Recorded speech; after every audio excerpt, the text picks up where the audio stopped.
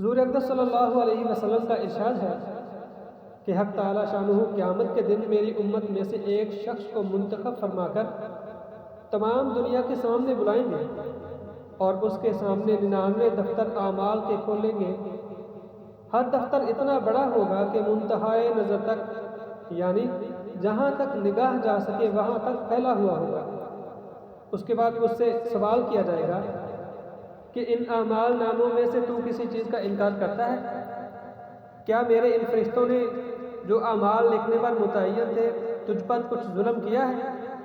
وہ عرض کرے گا نہیں۔ پھر ارشاد ہوگا کہ تیرے پاس ان بداعمالیوں کا کوئی عذر ہے؟ وہ عرض کرے گا کوئی عذر بھی نہیں۔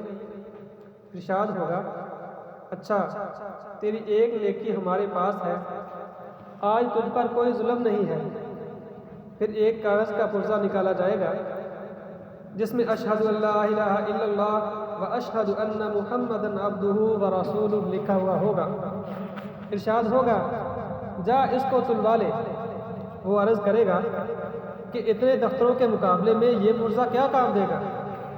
ارشاد ہوگا کہ آج تجھ پر ظلم نہیں ہوگا۔ پھر ان سب دفتروں کو ایک پرڑے میں رکھ دیا جائے گا اور دوسری جانب وہ پرزہ ہوگا تو دفتروں والا پلڑا اڑنے لگے گا اس پرزہ کے وزن کے مقابلے میں۔ تو بات یہ ہے کہ اللہ کے نام سے کوئی چیز وزنی نہیں ہے۔ سبحان اللہ۔